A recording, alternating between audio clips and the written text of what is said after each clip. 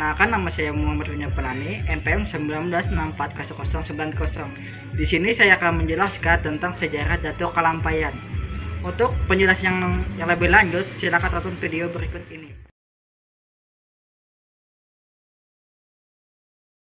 Maulana Syekh Muhammad Arsyad Al-Banjari lahir di Lok Gabang, tanggal 17 Maret tahun 1710 meninggal di dalam pagar, tanggal 3 Oktober tahun 1812 pada umur 102 tahun. 4 adalah ulama fikih mazhab Syafi'i yang berasal dari kota Martapura di Tanah Banjar, Kesultanan Banjar, Kalimantan Selatan. Dia hidup pada masa tahun-tahun 1122 sampai tahun 1227 Hijriah. Dia disebut juga Haji Besar dan mendapat julukan Anumerta Datuk Kalampayan. Beliau adalah pengarang kitab Sabilal Muhtadin yang banyak menjadi rujukan bagi banyak pemeluk agama Islam di Asia Tenggara. Silsilah keturunan. Beberapa penulis biografis Syekh Muhammad Arsyad Al-Banjari, antara lain Mufti Kerajaan Indragiri Abdurrahman Siddiq, 8, berpendapat bahwa ia adalah keturunan Alawiyin melalui jalur Sultan Abdurrasyid Mindanao. Kesultanan Maguindanao yang didirikan Syarif Muhammad Kabungsuan, jalur nasabnya ialah sebagai berikut.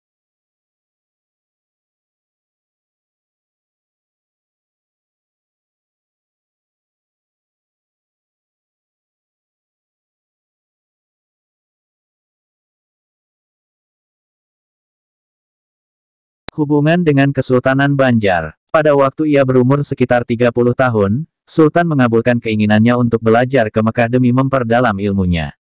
Segala perbelanjaannya ditanggung oleh Sultan. Lebih dari 30 tahun kemudian, yaitu setelah gurunya menyatakan telah cukup bekal ilmunya, barulah Syekh Muhammad Arsyad kembali pulang ke Banjarmasin. Akan tetapi, Sultan Tahlilullah, seorang yang telah banyak membantunya, telah wafat dan digantikan kemudian oleh Sultan Tahmidullah II bin Sultan Tamjidullah pertama, yaitu cucu Sultan Tahlilullah. Sultan Tahmidullah II yang pada ketika itu memerintah Kesultanan Banjar, sangat menaruh perhatian terhadap perkembangan serta kemajuan agama Islam di kerajaannya. Sultan inilah yang meminta kepada Syekh Muhammad Arsyad agar menulis sebuah kitab hukum ibadat, hukum fiqh, yang kelak kemudian dikenal dengan nama Kitab Sabilal Muhtadin. Pengajaran dan bermasyarakat. Syekh Muhammad Arsyad Al-Banjari adalah pelopor pengajaran hukum Islam di Kalimantan Selatan. Sekembalinya ke kampung halaman dari Mekah, hal pertama yang dikerjakannya ialah membuka tempat pengajian, semacam pesantren, bernama Dalam Pagar, yang kemudian lama-kelamaan menjadi sebuah kampung yang ramai tempat menuntut ilmu agama Islam. Ulama-ulama yang dikemudikan hari menduduki tempat-tempat penting di seluruh kerajaan Banjar, banyak yang merupakan didikan dari suraunya di desa Dalam Pagar. Di samping mendidik, ia juga menulis beberapa kitab dan risalah untuk keperluan murid-muridnya serta keperluan kerajaan. Salah satu kitabnya yang terkenal adalah Kitab Sabilal Muhtadin yang merupakan kitab hukum fiqh dan menjadi kitab pegangan pada waktu itu, tidak saja di seluruh kerajaan Banjar tetapi sampai ke seluruh Nusantara dan bahkan dipakai pada perguruan-perguruan di luar Nusantara dan juga dijadikan dasar negara Brunei Darussalam. Karya-karyanya. Kitab karya Syekh Muhammad Arsyad yang paling terkenal ialah Kitab Sabilal Muhtadin, atau selengkapnya adalah Kitab Sabilal Muhtadin lit Tafaquh fi Amridin, yang artinya dalam terjemahan bebas adalah jalan bagi orang-orang yang mendapat petunjuk untuk mendalami urusan-urusan agama. Syekh Muhammad Arsyad telah menulis untuk keperluan pengajaran serta pendidikan beberapa kitab serta risalah lainnya.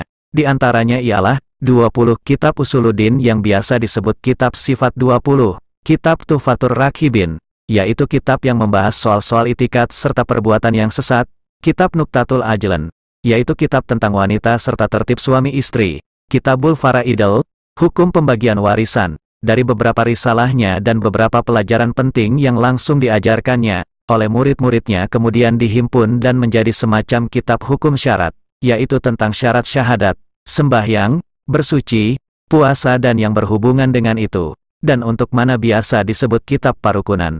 Sedangkan mengenai bidang tasawuf, ia juga menuliskan pikiran-pikirannya dalam kitab Kanzul Makrifah.